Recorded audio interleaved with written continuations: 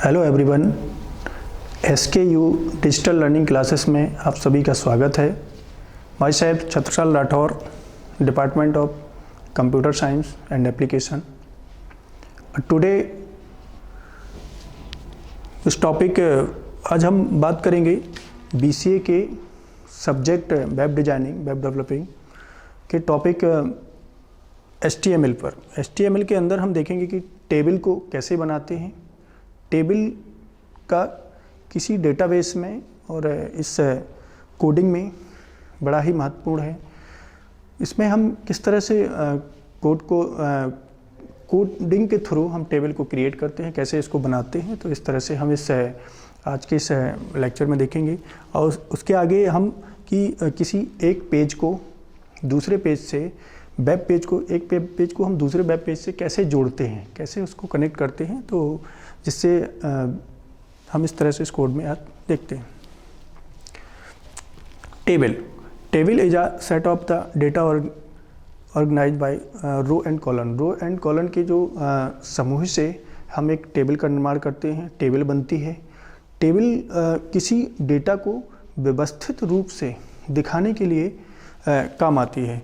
जैसे इसमें हम दिखा सकते हैं कि बहुत सारे जो कंटेंट होते हैं, उन कंटेंट को हम एक टेबल के माध्यम से व्यवस्थित कर सकते हैं। तो बहुत सारे जो हमारे डेटा है या स्टूडेंट रिकॉर्ड है या फिर किसी एम्प्लॉय का रिकॉर्ड है, तो बहुत सारे डेटा को हम क्या कर सकते हैं, एक व्यवस्थित रूप से हम टेबल के रूप में दिखा सकते हैं। तो ये टेबल, ऐसे इसमें हम HTML में हम टेबल को बनाने के लिए कोड का प्रयोग करते हैं और कोडिंग के माध्यम से हम जो चीज़ बनाते हैं उसको वेब पेज पर रन करा सकते हैं। तो वैसे हम टेबल वर्ड में बना सकते हैं और पेंटिंग में बना सकते हैं। तो बहुत सारे छोटे छोटे से प्रोग्राम हैं जिनमें हम क्या कर सकते हैं, टेबल को क्रिएट कर सकते हैं। लेकिन उनमें टेबल को बनाने के बाद उसको हम वेब पेज पर रन नहीं करा सकते हैं। इसलिए ये सोर्स कोड के माध्यम से जो टेबल हम बनाते हैं, तो उसमें हम उसको वेब पेज पर रन करा सकते हैं। तो आइए हम देखते हैं टेबल को बनाने के लिए सबसे पहले हम HTML, जो हम पिछली क्लास में डिस्कस कर चुके हैं कि HTML कोड का यूज करते हैं। HTML, फिर हम टाइटल टैग, फिर हेड टैग, तो बहुत सारे टैग का यूज करते हैं। और बॉडी टैग के अंदर आकर के फिर हम पेज की जो बॉडी बनाते हैं, तो उसमें हम टेबल टैग का यूज करते हैं। देखिए, सबसे पहले हम जो टैग यूज करते हैं, टेबल बनाना है तो टेबल के लिए हम क्या करेंगे, टेबल टैग का यूज।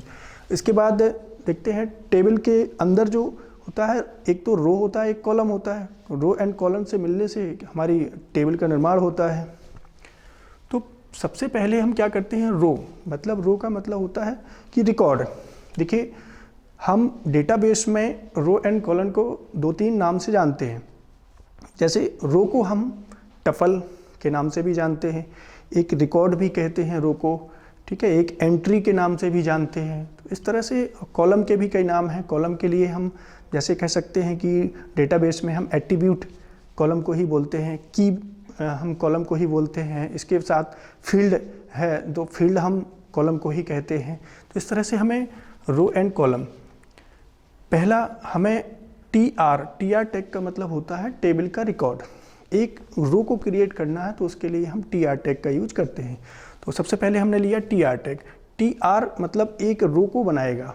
इसके बाद एक रो के अंदर कई पार्ट में, छोटे छोटे पार्ट में क्या होते हैं, कॉलम के लिए हम TD, यानी कि टेबल के अंदर जो हम डेटा डालते हैं वो कॉलम के रूप में, तो TD टैग का यूज करते हैं। तो इसके पहले हमने 3 कॉलम बनाए हुए हैं। इसमें हम दिखा सकते हैं, यहाँ पे जैसे हमने एक सिंटैक्स लिया है, इसमें बहुत सारे जो भी जिस प्रकार की हमें टेबल को बनाना है, यदि हमें उसमें स्टूडेंट का नाम लेना है, स्टूडेंट का मोबाइल नंबर लेना है, एड्रेस लेना है, फादर नेम लेना है, तो हम अपनी नीड के अनुसार और भी कॉलम को बढ़ा सकते हैं। इस तरह से हमने TD, ये कॉलम की हेडिंग है, तो ये इस तरह से। इसके बाद हमने यहाँ दूसरी एक रो ख़त्म होने के बाद हम चाहते हैं कि हमें उसके अंदर फिर डेटा एंट्री करना पड़ेगा, तो दूसरी रो भी बना सकते हैं। इसके बाद पहले हमने पहली रो को यहाँ तक बनाने के बाद इसको हमने क्लोज कर दिया, क्योंकि किसी टैग को जब ओपन करते हैं तो उसको क्लोजिंग टैग लगाना आवश्यक होता है। तो हमने यहाँ TR को स्टार्ट किया था, यहाँ पे हमने TR को यहाँ क्लोज कर दिया। इसके बाद दूसरा TR टैग, मतलब कि हम टेबल का रिकॉर्ड फिर से स्टार्ट करेंगे और यहाँ से हमने दूसरी रो के लिए हमने ये कॉलम ये बनाए हुए हैं। इस तरह से हम चाहें कि हमें और भी रिकॉर्ड को इंसर्ट करना है तो हम इस तरह से आगे इसमें इंसर्ट कर सकते हैं। जैसे हमने यहाँ एक अगली स्लाइड में हम देखते हैं एग्जाम्पल, इसमें हमने पूरा प्रोग्राम बनाया हुआ है एक। इसमें देखते हैं कि HTML से हमने इसको स्टार्ट किया है। HTML head title Shri Krishna के नाम से हमने एक टेबल का नाम दिया है, टाइटल दिया हुआ है, और उसके बाद हमने यहाँ टेबल में फर्स्ट रो इंसर्ट की है, मतलब TR की मतलब टेबल के अंदर हमने रिकॉर्ड बनाना है। तो उसमें टेबल के अंदर डेटा डालना है, तो सीरियल नंबर हमने इसको हेडिंग के रूप में बनाया है कि पहले सीरियल नंबर, फिर उसके बाद name, father name, mobile number, address, इस तरह से हमने एक टेबल को क्रिएट किया है। इसके बाद और भी अगर हम रिकॉर्ड इसमें इंसर्ट करना चाहें तो वो भी कर सकते हैं। जैसे हमने सेकंड रो बनाई है और उसमें ये नाम वगैरह दिए हुए हैं कि क्या क्या नाम हम दे सकते हैं। जैसे हमने ये बनाई थी हेडिंग के रूप में, यहाँ हेडिंग दिया था कि सीरियल नंबर हम देंगे, स्टूडेंट का नाम देंगे, फादर नेम देंगे, मोबाइल नंबर देंगे, फिर एड्रेस देंगे, ये उनकी हेडिंग बन गई। तो उसके बाद हमने इसमें रो के रूप में यहाँ डेटा इंसर्ट किया है, टेबल डेटा। रोल नंबर में दिया, जैसे हमने सीरियल नंबर में दिया है यहाँ 01 फर्स्ट नंबर सीरियल नंबर है। उसके बाद सेकंड सोहन नाम दिया, मोहन, और ये इस तरह से हमने इसकी एंट्री करा दी। जब हम इसको इस तरह से पूरा कंपाइल करके सेव करते हैं .html के साथ टेबल के टैग को जब सेव करते हैं तो हम देखते हैं कि हमारा जो हमने टेबल बनाई हुई थी वो हमारे सामने प्रदर्शित हो जाती है। और इसको हमेशा टेबल को जब हम कोड बनाते हैं तो कोडिंग को जिस प्लेटफॉर्म पर, यानी कि हम जिस टेक्स्ट एडिटर पर लिखते हैं तो उसी के फॉर्म में सेव करना होता है, तो फिर हम उसके साथ हमें एक्सटेंशन नेम देने की आवश्यकता नहीं होती है। लेकिन जब हम कभी एक प्लेटफॉर्म या एक टेक्स्ट एडिटर की फाइल को किसी दूसरे फॉर्मेट में सेव करना चाहते हैं तो उसके लिए हमें फिर .html यानी कि उस जिस फॉर्मेट में हम ले जाना चाहते हैं उसके एक्सटेंशन देने की आवश्यकता होती है। जैसे हम इसमें अगर हम इसमें नोटपैड की फाइल को यदि हम उसी में सेव करना चाहते हैं तो वो उसका एक्सटेंशन .txt वो ऑटोमेटिक लग जाएगा। लेकिन अगर हम किसी दूसरे फॉर्मेट में ले जाना चाहते हैं तो उसके लिए हमें फिर एक्सटेंशन देने की आवश्यकता होती है। तो हम इसमें हम .html के साथ इसको हम फाइल को सेव करते हैं। फिर देखते हैं कि इस फाइल को हम एक पेज में देखते हैं कैसे इसको हम रन कराते हैं। हम देखते हैं हमने यहाँ पे एक टेबल नाम का एक हमने प्रोग्राम इसको HTML कोड में इसको बना के रखा हुआ है। इस तरह से हम इसको हम रन कराएंगे कि किस तरह से ये फाइल हमारी रन होती है। जैसे हमने इसमें पूरा टेबल को बना के रखा है कि HTML हेड टाइटल टेबल, इसका हमने टाइटल दे दिया कि टेबल है, और उसके बाद हेड टेबल टैग से स्टार्ट किया TR, serial number, name, file father name, mobile number, जिस तरह से हमने उसमें देखा था इस तरह से हम इस फाइल को रन करा के देखते हैं। इसमें हम इसको जैसे ही हम इसको रन कराना चाहेंगे तो जैसे ही हम इस फाइल को रन कराते हैं तो हम देखते हैं कि हमारे सामने एक टेबल बन करके आ जाती है। ये हम देखते हैं जो हमने दिया था सीरियल नंबर आ गया है। इसमें name, father name, mobile number है। हम चाहें तो थोड़ा सा हम उसको स्पेस दे करके भी कर सकते हैं, और इसमें हम एक रिकॉर्ड को जोड़ करके भी बताएंगे कि किस तरह से हम इसमें एक डेटा को हम इंसर्ट कर सकते हैं। यहाँ पे हम चाहें तो एक स्पेस थोड़ा सा दे दें तो हमारा यहाँ पे भी स्पेस दिखने लगेगा।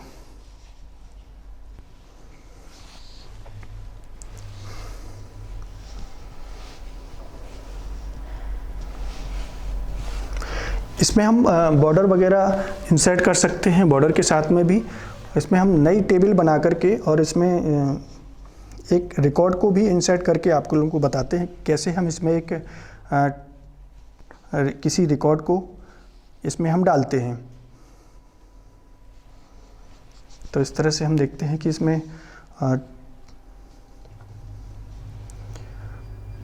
TD टैग लगा करके हम इसको स्टार्ट करते हैं यहाँ से। फिर इसमें हम जो भी हमें डेटा देना है वो हम इसमें इंसर्ट कर देंगे। जैसे हमें पहले देना है सीरियल नंबर, तो पहला जो नंबर है वो हम दे देंगे 01 मतलब एक नंबर, और उसके बाद हम इस टैग को बंद कर देंगे। ये उसके बाद हमने दूसरा जो दिया था, इस तरह से हम दूसरा जो हमें देना है तो वो है आपका TD, और TD के बाद हमें जो देना है वो है नेम। तो नेम में हमें जो देना है अपने आवश्यकता के अनुसार, जैसे हमने दे दिया रमेश, ठीक है। तो इसके बाद हम इसको यहाँ TD को क्लोज कर देंगे। क्लोज करने के बाद दूसरा जो है वो उसको हम इंसर्ट करेंगे TD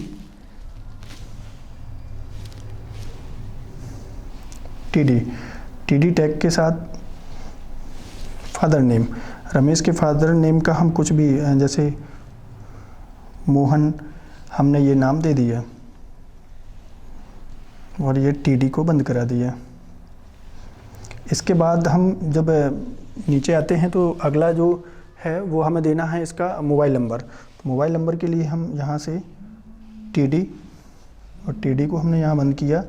मोबाइल नंबर जो भी है 783457, इस तरह से हम इसको TD क्लोज कर देंगे। हम इस तरह से TD के बाद TR को भी हम क्लोज कर देंगे और इस तरह से हम इस टेबल को सेव करेंगे। सेव करने के बाद हम इसको पुनः देखते हैं रिफ्रेश करा के, तो हम देखते हैं कि हमने जो भी टेबल में रिकॉर्ड इंसर्ट किया है, टेबल में रो के अंदर जो भी हमने डेटा इंसर्ट किया, जैसे हमने यहाँ पहले हेडिंग बनाई थी 01, इसका सीरियल नंबर दे दिया, नाम दे दिया हमने रमेश, और यहाँ सोहन और उसका मोबाइल नंबर है। तो इस तरह से हम टेबल में किसी भी रिकॉर्ड को जोड़ सकते हैं, एक टेबल को क्रिएट कर सकते हैं। इसमें और भी अभी एडिटिंग करके, जैसे इसके बॉर्डर को बनाना है, कितना बॉर्डर देना है, इसके कलर को चेंज करना है, किस तरह से हम इसको बना सकते हैं। तो ये इस तरह से हम टेबल को क्रिएट कर सकते हैं। इसके आगे जो नेक्स्ट है, इसमें हमने एक टॉपिक दिया था, तो उसको हम इसके बाद हमने इस तरह से ये टेबल हमने उसमें जो अपने इसमें एग्जाम्पल में दी है, तो इस तरह से हमने टेबल को उसको रन करा के दिखाया है कि आप इस तरह से टेबल को क्रिएट कर सकते हैं और इस तरह आप एक टेबल को बना सकते हैं। नेक्स्ट टॉपिक था हमारा हाइपरलिंक।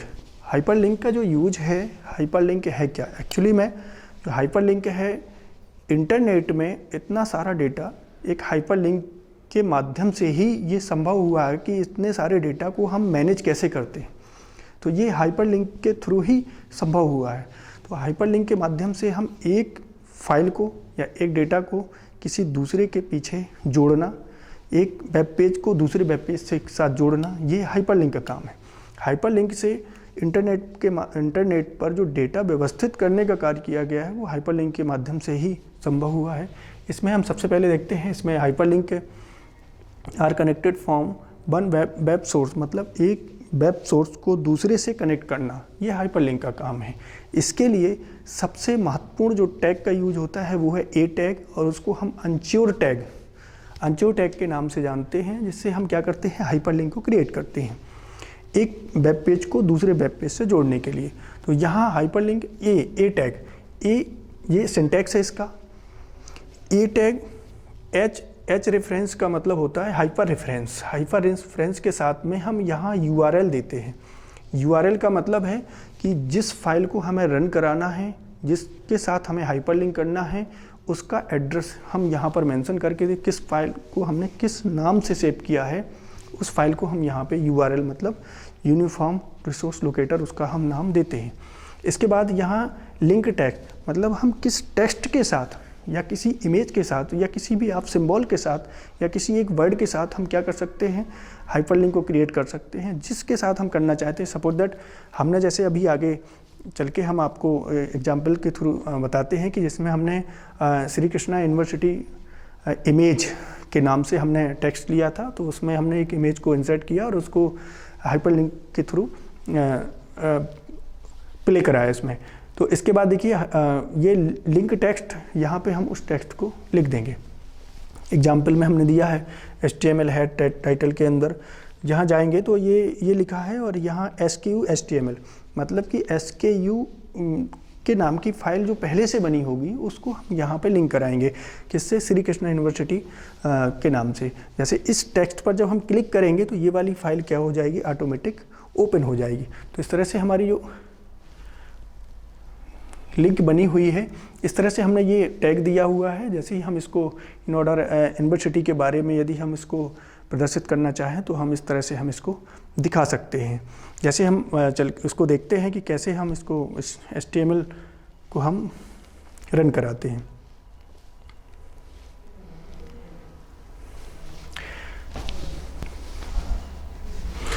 जैसे कि हम देख पा रहे हैं कि हमने यहाँ पर एक फाइल को पहले से ही बना के रखा है, जिसमें लिखा हुआ है श्री कृष्णा यूनिवर्सिटी के नाम से एक टाइटल है और इमेज ऑफ यूनिवर्सिटी।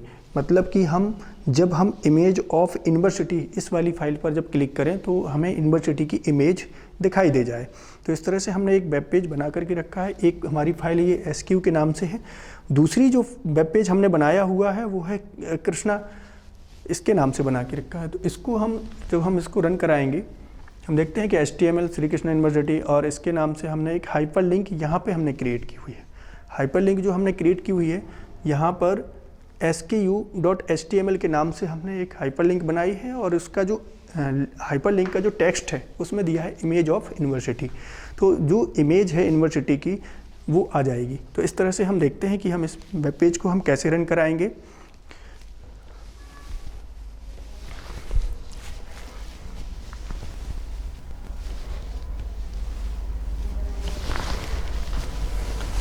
हम कृष्णा यूनिवर्सिटी, कृष्णा के नाम से जो हमने फाइल बनाई हुई थी जिसमें हाइपरलिंक की गई है, उसको हमने पहले रन कराया सबसे पहले।